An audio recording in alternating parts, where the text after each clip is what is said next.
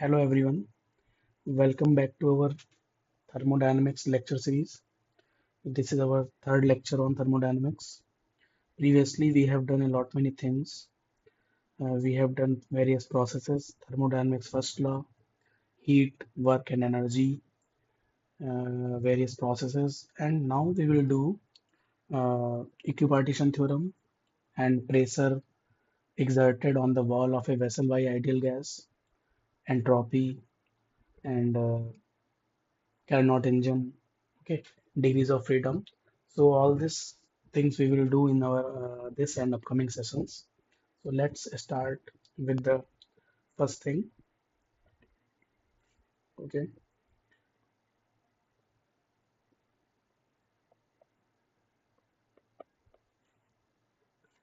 suppose ideal gas एक vessel के अंदर में रखी हुई है, थ्री डायमेंशनल कंटेनर आप समझ सकते हैं उसको. We put a ideal gas in a container. ठीक है, तो यहाँ पे जब मैं कंटेनर में पुट करूंगा आइडियल गैस को, देन आइडियल गैस मॉलिक्यूल्स हमने काइनेटिक थ्योरी ऑफ गैसेस या आइडियल गैस का जो हमने अजम्पशन लिए थे उसमें पढ़ा था कि वो ऑलवेज मोशन में रहते हैं. तो अगर हम किसी एक मॉलिक्यूल की बात करें तो वो मोशन में रहेगा. अगर मोशन में रहेगा तो वो अगर किसी एक डायरेक्शन में मूव कर रहा है तो उस डायरेक्शन में इस वाले अगर मैं फेस की बात करूं तो इस पे जाके टकराएगा. देन प्रेशर एग्जर्ट करेगा उस पे, पर यूनिट एरिया पे फोर्स लगाएगा. मीन्स अगर जाएगा तो मोमेंटम ट्रांसफर करेगा, फिर वापस आएगा. तो मीन्स कहने का है कि मोमेंटम ट्रांसफर करेगा तो पर सेकंड फोर्स लगेगा वॉल पे, या ऐसे कह सकते हैं प्रेशर लगेगा. इसी तरीके से आइडियल गैस मॉलिक्यूल्स जो होंगे थ्री डी में मोशन करेंगे. केवल एक डायरेक्शन में तो करेंगे नहीं, उनकी जो वेलोसिटी स्पीड्स होंगी वो या वेलोसिटी जो होंगी वो एक्स वाई जेड तीनों डायरेक्शन में होंगी, क्योंकि थ्री डायमेंशन मोशन की बात कर रहे हैं. तो यहाँ पे v x v y v z तीनों होगा. तो यहाँ पे जो आइडियल गैस मॉलिक्यूल्स जो भी प्रेशर एग्जर्ट करेंगे on the wall of vessel, उसके लिए फॉर्मूला होता है P equal to 1/3 mn V square की average value upon capital V. दिस V square average is called mean square speed.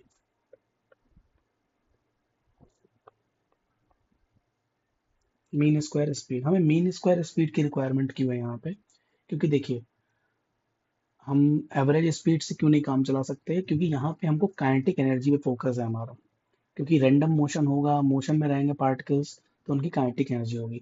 अगर किसी एक पार्टिकल की काइनेटिक एनर्जी में बोलूँ तो क्या होगी? Half m one v one square.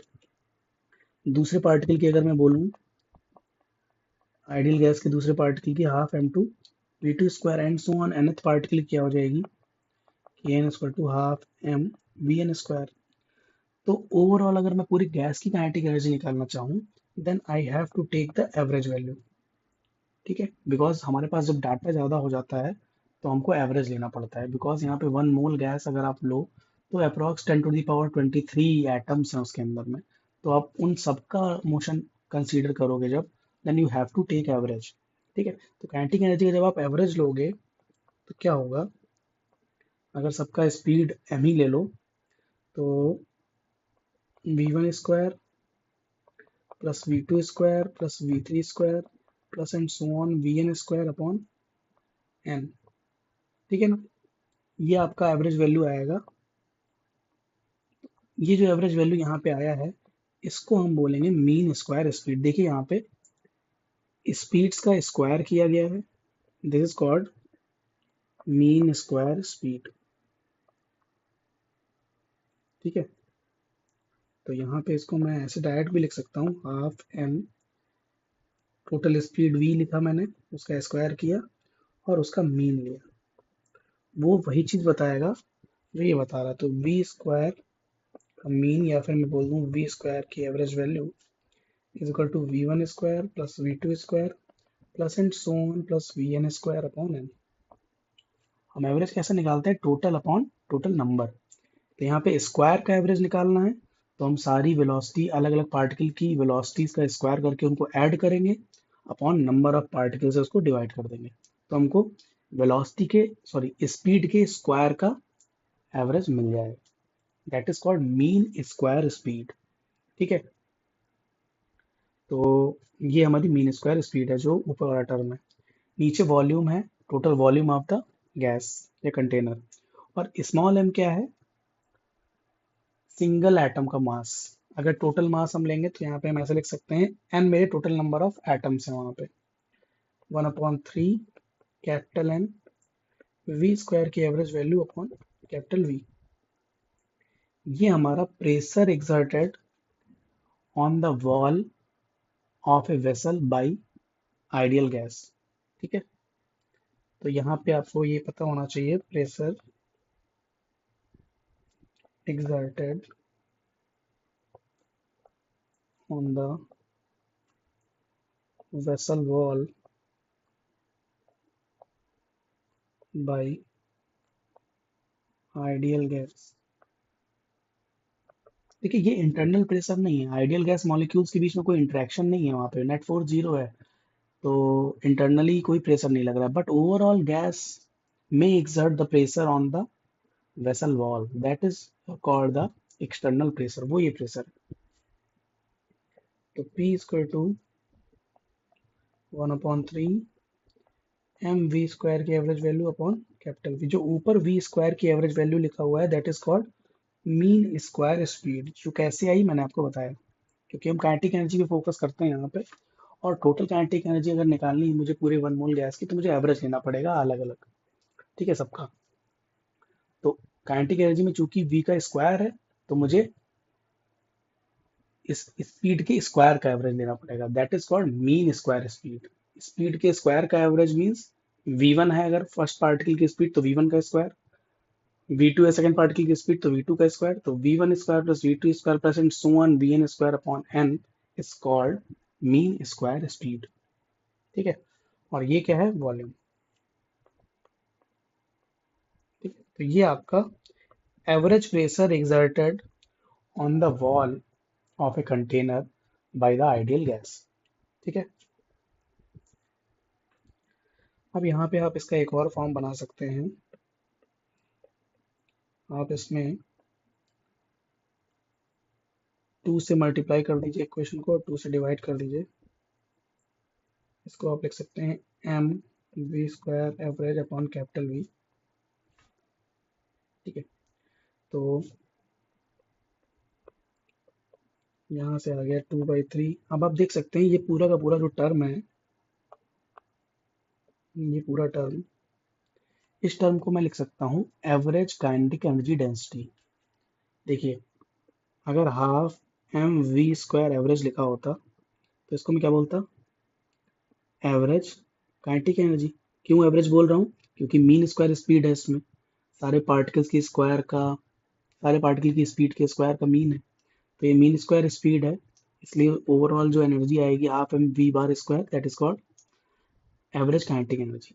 और साथ में अपॉन में क्या है, इसमें वॉल्यूम भी है, means average kinetic energy per unit volume. तो इस टर्म को हम बोलेंगे क्या, average kinetic energy per unit volume, means average kinetic energy density, per unit volume means density. तो इसको हम लिख सकते हैं, इसका नाम याद रखिएगा, क्या है ये, एवरेज काइनेटिक एनर्जी डेंसिटी। ठीक है,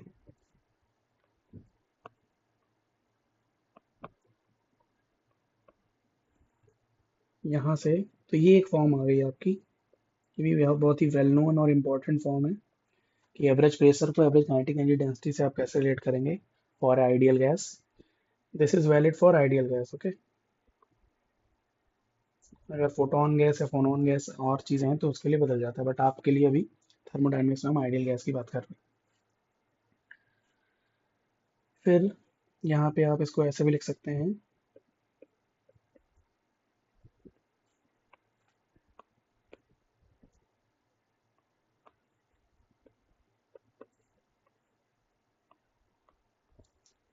टू बाई थ्री, इसको आप लिख सकते हैं half m we square upon capital V. ठीक है, काइनेटिक एनर्जी डेंसिटी था, मैंने अपॉन में वॉल्यूम ले लिया, वही चीज लिख दी, इधर पीवी आ जाएगा इक्वल टू 2/3, ये क्या हो गया, एवरेज काइनेटिक एनर्जी। ये वाला टर्म क्या हो गया, एवरेज काइनेटिक एनर्जी। तो यहाँ से काइनेटिक एनर्जी की एवरेज वैल्यू क्या आ गई, 3/2 पीवी। ठीक है, आपको पता है ideal gas equation, PV equal to होता है KT for one atom. PV equal to KT is valid for one atom of ideal gas. अगर वन मोल के लिए तो पीवी इक्वल टू क्या हो जाएगा, एन के टी। ठीक है, एन इंटू के होता है आपका आर। ये हमें, ये क्या है, फॉर वन एटम, मैंने बताया हुआ भी है पहले, ये फॉर वन मोल। ठीक है, तो यहाँ पे आप लिख सकते हैं average kinetic energy equal to 3/2 into K T for average kinetic energy of a particle of ideal gas या one atom of ideal gas. ठीक है, वन मोल के लिए क्या हो जाएगी, एन के से मल्टीप्लाई कर देंगे। Average kinetic energy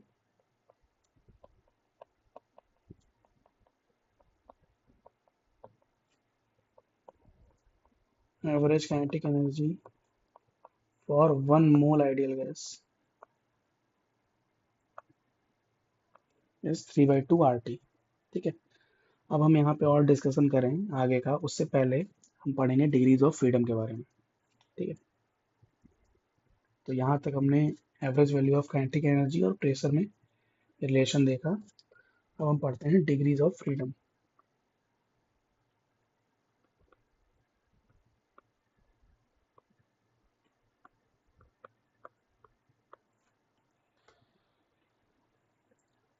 equipartition theorem पढ़ने से पहले या फिर थर्मोडायनेमिक्स में हमको एक डिग्री ऑफ फ्रीडम की रिक्वायरमेंट रहती है, उसके बिना हम चीज़ें नहीं समझ पाएंगे। अगर गैस मोनो एटॉमिक है, डाई एटॉमिक है, ट्राई एटॉमिक है, या एन एटम से मिलकर बनी हुई है, तो डिग्रीज ऑफ फ्रीडम क्या होता है। देखिए, डिग्रीज ऑफ फ्रीडम का मतलब क्या है, नाम से ही आपको समझ में आ रहा है कितना फ्रीली वो, उसके पास चीजें अवेलेबल है, नंबर ऑफ फ्रीडम्स कह सकते हैं आप। तो यहाँ पे फ्रीडम का कनेक्शन है एनर्जी एब्जॉर्प्शन से, मतलब नंबर ऑफ वेज या नंबर ऑफ इंडिपेंडेंट वेज जिनमें a gas molecule can absorb heat, या number of independent ways by which gas molecule या गैस एटम एब्जॉर्ब हीट, कि कितने इंडिपेंडेंट वे से गैस हीट का एब्जॉर्प्शन कर सकती है। ठीक है, कितने इंडिपेंडेंट वे से गैस हीट का एब्जॉर्प्शन कर सकती है या हीट का एक्सचेंज कर सकती है। ठीक है, तो इसको आप नंबर ऑफ इंडिपेंडेंट मोशन भी समझ सकते हैं, बट थर्मोडायनेमिक्स में बहुत ही, अगर आप अप्रोप्रिएट इसको डिफिनीशन समझना चाहें, तो it is number of independent ways by which A gas molecule can absorb heat. अभी आपको समझ में आएगा ये, number of independent ways by which gas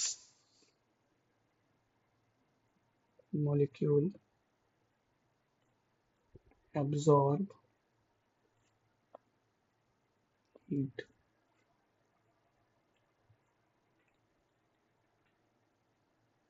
देखिए, सपोज करिए गैस मेरी मोनो एटॉमिक है, example mono atomic gas. Mono atomic gas का मतलब क्या है, सिंगल एटम है उसके पास। सिंगल एटम है तो कितने इंडिपेंडेंट वे में मोशन कर सकता है, आप ये बताइए। वो हो सकता है एनर्जी का एब्जॉर्प्शन एक्स डायरेक्शन में करे, उसमें काइनेटिक एनर्जी एक्स डायरेक्शन में हो, वाई में हो सकता है, जेड में हो सकता है, तीन ट्रांसलेशन मोशन ही तो कर सकता है। मतलब एनर्जी का एब्जॉर्प्शन करेगा तो काइनेटिक एनर्जी आएगी उसके पास। तो थ्री तरीके के वो ट्रांसलेटरी काइनेटिक एनर्जी के साथ मोशन कर सकता है। सबसे पहला एक्स डायरेक्शन में, दूसरा वाई में, तीसरा जेड में। अब आप कहेंगे बीच में भी कोई कर सकता होगा, बट यहाँ पे लीनियरली इंडिपेंडेंट होने चाहिए, नंबर ऑफ इंडिपेंडेंट वेज। ठीक है, इंडिपेंडेंट तो थ्री, अगर थ्री डायमेंशन है तो थ्री ही आएंगे, अगर टू डायमेंशन हुआ तो टू आएंगे। क्यों, क्योंकि अगर आप चौथा कोई भी एक्सेस या कोई और डायरेक्शन लोगे तो उसका कंपोनेंट आ जाएगा अदर पे, तो वो इंडिपेंडेंट तो रहेगा नहीं। तो इंडिपेंडेंट थ्री ही एक्सेस हो गई एक्स वाई जेड, और तीनों के करस्पॉन्डिंग काइनेटिक एनर्जी हो सकती है हाफ एम वी स्क्वायर, इधर हो सकती है half m v y square, इधर हो सकती है half m v z square. तो तीन लीनियरली इंडिपेंडेंट मोशन वो कर सकता है। तो इसका मोनो एटॉमिक गैस की डिग्री ऑफ फ्रीडम क्या आ गई, 3। ठीक है, जो हमारी आइडियल गैस होती है वो मोनो एटॉमिक होती है, तो आइडियल गैस की डिग्री ऑफ फ्रीडम भी 3 ही होंगी। अब अगर गैस आपकी डायटोमिक है,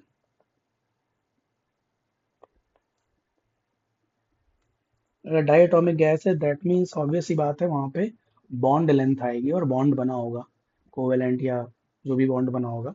ठीक है, तो डायटोमिक गैस है या डायटोमिक एटम है, मॉलिक्यूल है, गैस मॉलिक्यूल है, तो वहां पे बॉन्ड होगा। ठीक है, सपोज करिए ये इस तरीके का डाई एटॉमिक हो गया, ये एटम नंबर 1 है, ये एटम नंबर 2 है, बीच में बॉन्ड लेंथ आ गई है। अब देखिए यहाँ पे ये क्या क्या कर सकता है। यहाँ पे एग्जैक्टली जैसे मोनोएटॉमिक में हुआ था, तीन तो ट्रांसलेशन मोशन हो सकते हैं। ये आपका एक डायरेक्शन हो गया, ये दूसरा, ये तीसरा, एक्स वाई और जेड डायरेक्शन में ट्रांसलेशन मोशन कर सकता है ये डायटोमिक मॉलिक्यूल। तो ट्रांसलेशन की डिग्री ऑफ फ्रीडम क्या हो गई, 3 हो गई। अब देखिए बॉन्ड बनने की वजह से जो बॉन्ड लेंथ है वो एक तरीके से एक्सिस का काम कर रही है। आपको पता है अगर एक्सिस बन गई, दो दो एटम्स सेपरेट हैं एक दूसरे से कुछ डिस्टेंस पे और बीच में कुछ एक्सिस जैसा है, तो वहां पे रोटेशन भी आ सकता है। ठीक है, क्योंकि दो एटम सेपरेट हैं, बीच में बॉन्ड लेंथ है, तो अगर उनको एनर्जी और ज्यादा मिलेगी तो रोटेशनल मोशन भी आ सकता है। तो 3 डिग्री ऑफ फ्रीडम तो काइनेटिक ट्रांसलेशन काइनेटिक एनर्जी की करस्पॉन्डिंग हो गई कि एक्स डायरेक्शन में काइनेटिक एनर्जी, वाई में, जेड में। तो तीन linearly independent ways of absorption हो गए आपके, तीन kinetic energy along x y z direction. अब इसी तरीके से रोटेशन भी हो सकता है उसमें। अब रोटेशन किन किन एक्सिस में हो सकता है, किन किन एक्सिस के अबाउट में हो सकता है, देखिए रोटेशन सबसे पहला तो अगर ये मॉलिक्यूल मान लीजिए एक्स डायरेक्शन में रखा हुआ है, ठीक है, तो ये जो वाई एक्सिस है ये वाली, इस एक्सिस के अबाउट में आप इसको रोटेट करा सकते हैं, इस एक्सिस के अबाउट में इसको घुमा सकते हैं आप, ये नाच मतलब गोल घूम सकता है। तो एक तो आपकी वाई एक्सिस के अबाउट में रोटेशन आ गया। फिर आप इसको प्लेन के परपेंडिकुलर, एक्स वाई प्लेन के परपेंडिकुलर जो जेड एक्सिस है आपकी, ये जेड एक्स वाई प्लेन के परपेंडिकुलर जो जेड एक्सिस है उसके अबाउट में भी तो घूम सकता है ना ये आपका। ठीक है, जैसे आपका आप पेन को पकड़िए, ठीक है, सीधे, तो आप पेन के परपेंडिकुलर जो वाई एक्सिस है उसके अबाउट में भी, पेन के बीचों बीच में आप अगर पकड़े उसको, तो वाई एक्सिस के अबाउट में भी रोटेट कर सकते हैं, और इसको जेड एक्सिस के अबाउट में भी रोटेट कर सकते हैं जो एक्स वाई प्लेन के परपेंडिकुलर है। ठीक है, तो दो एक्सिस के अबाउट में रोटेशन हो सकता है, लेकिन एक्स एक्सिस के अबाउट में नहीं रोटेट कर सकते, क्यों? क्योंकि एक्स एक्सिस में तो वो खुद ही रखा हुआ है। रोटेशन करने के लिए जब हमने रोटेटरी मोशन पढ़ा था, तो एक्सिस ऑफ रोटेशन से कुछ डिस्टेंस रिक्वायरमेंट होता है। जो particle exactly axis of rotation पे बैठा हुआ है उसका रोटेशन थोड़ी होगा, जितना एक्सिस ऑफ रोटेशन से दूर होगा उतना उसका रोटेशन होगा उसी अकॉर्डिंग। जो एक्सिस ऑफ रोटेशन पे ही बैठा है उसको रोटेशन कहाँ होगा, वो तो समझ लीजिए उसके अबाउट में रोटेशन हो रहा है। तो ठीक है, तो जो एक्सिस है आपकी वो बॉन्ड लेंथ है समझ लीजिए यहाँ पे। ठीक है, तो अगर इसी बॉन्ड पे कोई है पार्टिकल या उसके अलोंग कुछ बैठा हुआ है तो उसको रोटेशन फील नहीं होगा, उसके लिए रोटेशन नहीं होगा, इसीलिए जो रोटेशन की डिग्री ऑफ फ्रीडम होंगे यहाँ पे वो केवल 2 होंगे। मतलब रोटेटरी मोशन के करस्पॉन्डिंग जो एटम है वो दो तरीके से हीट को एब्जॉर्ब कर सकता है। एक तो जिस जिस एक्सिस के अलॉन्ग वो रखा है, जिस एक्सिस के अलॉन्ग उसका बॉन्ड है, उस एक्सिस के अलॉन्ग रोटेशन नहीं हो सकता। उसके परपेंडिकुलर एक्सिस के अबाउट में हो सकता है। परपेंडिकुलर अगर एक्स में रखा है तो परपेंडिकुलर या तो वाई होगी या जेड होगी। तो वाई एक्सिस के अलॉन्ग अगर रोटेशन होगा तो के रोटेटरी, अगर मैं लिखूं यहाँ पे के, तो वाई के अलॉन्ग के वाई अगर मैं रोटेटरी लिखूं तो क्या आएगा, हाफ आई ओमेगा 1 स्क्वायर। हमने पढ़ा है kinetic energy, rotatory kinetic energy half I omega square होती है। इसी तरीके से के जेड भी क्या आएगा, हाफ आई ओमेगा 2 स्क्वायर। देखिए दो काइनेटिक एनर्जी के टर्म बन गए यहाँ पे भी। तो दो तरीके से रोटेशन में भी अब दो काइनेटिक एनर्जी के टर्म बनने का मतलब क्या है, या तो वो वाई एक्सिस के अबाउट में रोटेट कर सकता है या जेड के अबाउट में। मीन्स दो independent rotatory degree of freedom है उसके पास, जिनके द्वारा वो हीट का एक्सचेंज कर सकता है रोटेशन में। ठीक है, तो यहाँ पे रोटेशन भी होगा, तो अब यहाँ पे रोटेटरी डिग्री ऑफ फ्रीडम क्या हो गए, 3 हो गए, सॉरी 2 हो गए। यहाँ पे 3 नहीं है क्योंकि जिस बॉन्ड लेंथ के अलोंग, ये जो बॉन्ड लेंथ है इसके अबाउट में तो रोटेशन पॉसिबल ही नहीं है इसका, इसके परपेंडिकुलर एक्सिस के अबाउट में पॉसिबल है, तो इसलिए उस एक्सिस को हमको छोड़ना पड़ेगा। तो यहाँ पे दो ट्रांसलेशन हो गए, sorry 3 translation degree of freedom हो गए और 2 रोटेटरी डिग्री ऑफ फ्रीडम हो गए। अब इसी तरीके से देखिए, तो डिग्री ऑफ फ्रीडम कितने हो गए इसके, ट्रांसलेशन और रोटेशन से रिलेटेड 5। अब देखिए, अगर डायटोमिक मॉलिक्यूल है at high temperature all translation, rotational, vibrational modes become active. अगर टेम्परेचर बहुत ज्यादा हो जाता है, हाई टेम्परेचर पे देखिए, सबसे पहले आपका ट्रांसलेशन डिग्री ऑफ फ्रीडम आया, और टेम्परेचर बढ़ेगा तो रोटेशन आएगा, और अगर बहुत हाई टेम्परेचर है तो वहां पे हो सकता है वाइब्रेशन भी होने लगे।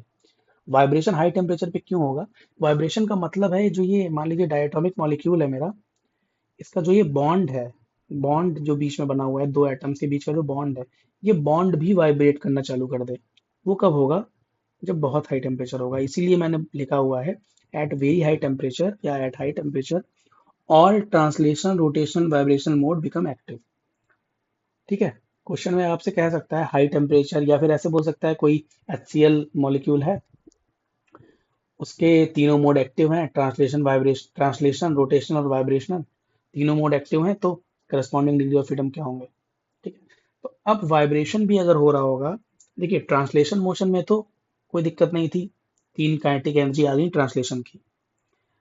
रोटेशनल मोशन में दो काइनेटिक एनर्जी आ गई रोटेशन की, दो नंबर ऑफ वेज आ गए एनर्जी एब्जॉर्प्शन के रोटेशन में, 3 नंबर ऑफ वेज आ गए एनर्जी एब्जॉर्प्शन के ट्रांसलेशन में। अब वाइब्रेशन में क्या होगा, सपोज करिए वेरी हाई टेम्परेचर है और इसके बीच का ये बॉन्ड ही वाइब्रेट करने लगा, ऐसे ऐसे ऐसे ऐसे वाइब्रेट कर रहा है। तो जब वाइब्रेट करेगा तो एक तरीके से आपको अंडर हार्मोनिक अप्रोक्सीमेशन आप कह सकते हैं वो सिंपल हार्मोनिक मोशन की तरह बिहेव करेगा। That molecule is equivalent to simple harmonic oscillator.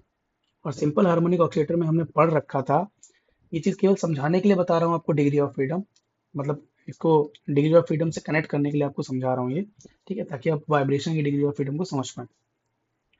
SHM हमने वेव में पढ़ा था कि एसएचएम में क्या लगता है, f proportional to minus x, तो f square to minus k x. तो यहाँ से जो वर्क डन आता है एफ डी एक्स करके हाफ के एक्स स्क्वायर आता है, हमने कर रखा है। यही आपका पोटेंशियल एनर्जी हो जाता है हाफ के एक्स स्क्वायर, जिसको हम लिख देते हैं half m omega square x square. हमने वेव्स में पढ़ रखा है अच्छे से। पोटेंशियल एनर्जी होगी और काइनेटिक एनर्जी भी होती है यहाँ पे, k equal to half m we square, या फिर पी स्क्वायर अपॉन 2m लिख सकते हैं इसको। अगर m से ऊपर नीचे डिवाइड कर दें, m से ऊपर नीचे मल्टीप्लाई कर दें तो ऊपर हो जाएगा m square v square upon 2m, और mv को लिख सकते हैं मोमेंटम का स्क्वायर, मोमेंटम, तो p स्क्वायर अपॉन 2m। अब देखिए, अगर वाइब्रेशन हो रहा है और एसएचएम में हम ले रहे हैं, मींस वाइब्रेशन के करस्पॉन्डिंग दो वैल्यू ऑफ एनर्जी आ गई। एनर्जी का एब्जॉर्प्शन के लिए काइनेटिक एनर्जी भी आ रही है और पोटेंशियल एनर्जी भी आ रही है। काइनेटिक एनर्जी क्या है, पी स्क्वायर बाई 2m, और पोटेंशियल एनर्जी क्या है, half m omega square x square. इस तरीके से आप मान सकते हैं, अगर वाइब्रेशन है और एसएचएम हार्मोनिक अप्रोक्सीमेशन के अंडर में एसएचएम हम ले रहे हैं, तो एनर्जी में काइनेटिक और पोटेंशियल दोनों कंट्रीब्यूट करेंगे, और दोनों में ही स्क्वायर टर्म आता है। अभी तक क्या था, ट्रांसलेशन में देखिए केवल काइनेटिक थी, रोटेशन में केवल काइनेटिक थी। यहाँ पे ट्रांसलेटरी काइनेटिक थी, यहाँ पे रोटेटरी काइनेटिक थी, लेकिन जब वाइब्रेशन होगा तो काइनेटिक और पोटेंशियल दोनों टर्म आएंगे, और दोनों ही टर्म के करस्पॉन्डिंग आपके डिग्री ऑफ फ्रीडम क्या होंगे, आपके इसके करस्पॉन्डिंग भी एक एब्जॉर्प्शन हो सकता है काइनेटिक एनर्जी के करस्पॉन्डिंग, जब वाइब्रेट कर रहा होगा एटम तो काइनेटिक मोशन भी होगा। मान लीजिए वाइब्रेट कर रहा है और टेम्परेचर की वजह से वो दूर जा रहे हैं दोनों एटम्स, ठीक है, तो मतलब उनके बीच का बॉन्ड लेंथ बढ़ रहा है, ठीक है। अब जब बॉन्ड लेंथ बढ़ रहा होगा तो वहां पे क्या आएगा, एक रीस्टोरिंग फोर्स आएगा, हमने पढ़ रखा है एसएचएम में, और रीस्टोरिंग फोर्स उनको वापस लाएगा। दैट मीन्स वहां पे पोटेंशियल एनर्जी भी है, काइनेटिक एनर्जी के फॉर्म में, काइनेटिक एनर्जी के जरिए भी एनर्जी का इमिशन या अब्जॉर्प्शन कर सकता है, और पोटेंशियल एनर्जी के जरिए भी। मीन्स यहाँ पे 2 डिग्री ऑफ फ्रीडम हो गए वाइब्रेशन में, 1 डिग्री ऑफ फ्रीडम ये और 1 डिग्री ऑफ फ्रीडम ये, ठीक है। तो वाइब्रेशनल डिग्री ऑफ फ्रीडम कितने हो गए यहाँ पे, फ्रीडम 2। तो इन जनरल देखिए आपको यूज कैसे करना है। अगर आपसे हाई टेम्परेचर की बात नहीं कर रहा है क्वेश्चन में, या फिर ये नहीं कर रहा है कि तीनों मोड एक्टिव हैं, तो आप at normal conditions, at normal conditions vibrational mode, vibrational mode become inactive, ठीक है। Hence total degree of freedom equal to 3 + 2, 3 translation वाले और 2 रोटेशन वाले इक्वल टू 5। तो इन जनरल आप 5 ही डिग्री ऑफ फ्रीडम लेंगे डायटोमिक की, ठीक है। बट अगर एट हाई टेम्परेचर बोल रहा है, एट वेरी हाई टेम्परेचर है, और क्वेश्चन में आपसे ऐसे कह रहा है all modes are active,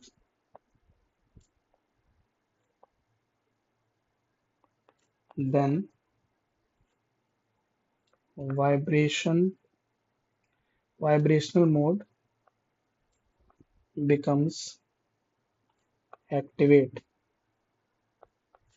hence total degree of freedom 3 + 2 + 2, 3 translation के, 2 रोटेशन के डिग्री ऑफ फ्रीडम और 2 वाइब्रेशन के डिग्री ऑफ फ्रीडम, टोटल 7 हो, ठीक है। तो ये आपका डायटोमिक के लिए हो गया, मोनोएटॉमिक के लिए हमने कर लिया। अब इसी तरीके से ट्राइएटॉमिक के लिए देखते हैं डिग्री ऑफ फ्रीडम। ये वीडियो बड़ा हो जाएगा काफी, इसलिए हम डिग्री ऑफ फ्रीडम के बाद इसको स्टॉप कर देंगे। नेक्स्ट टॉपिक का वीडियो में आगे अपलोड करूंगा।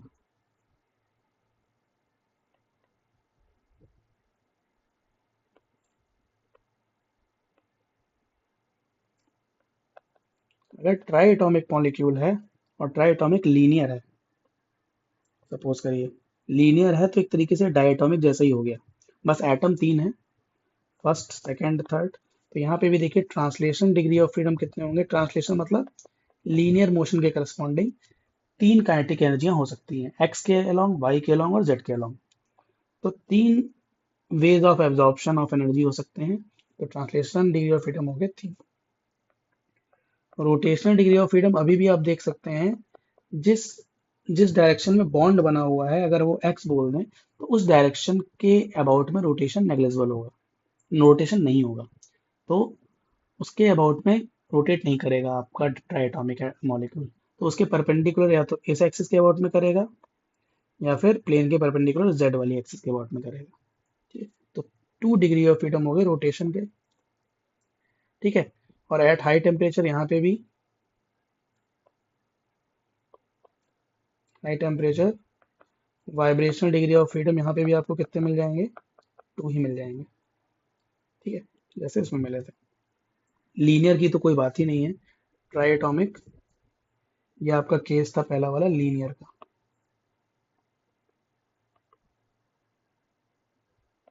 मॉलिक्यूल लीनियर है मींस तीनों एटम एक ही लाइन में है। अब नॉन लीनियर अगर हो गया इस तरीके से,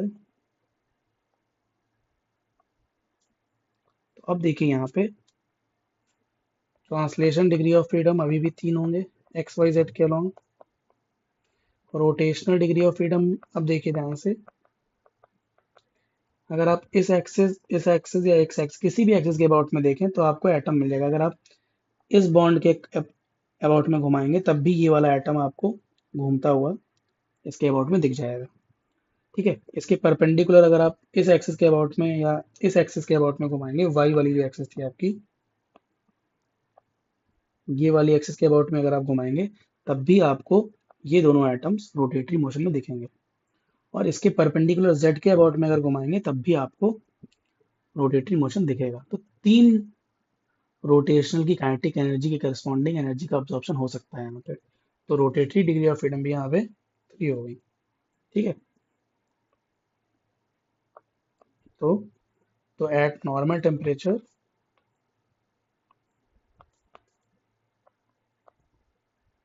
कंडीशन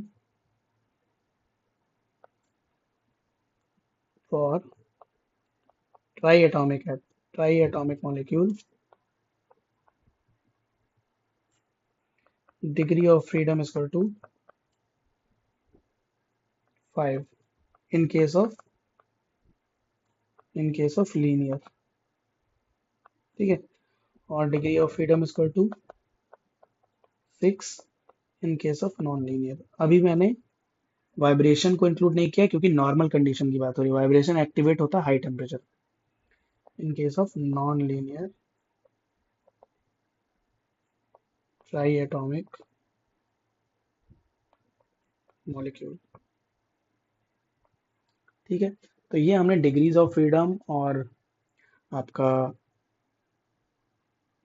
एवरेज काइनेटिक एनर्जी की बात करी। अभी हम इनको रिलेट करेंगे अगली क्लास में, क्योंकि क्लास बड़ी हो रही है तो हम इसको यहीं स्टॉप करते हैं। ठीक है, okay, bye bye. Next class में हम आगे का डिस्कशन करते हैं।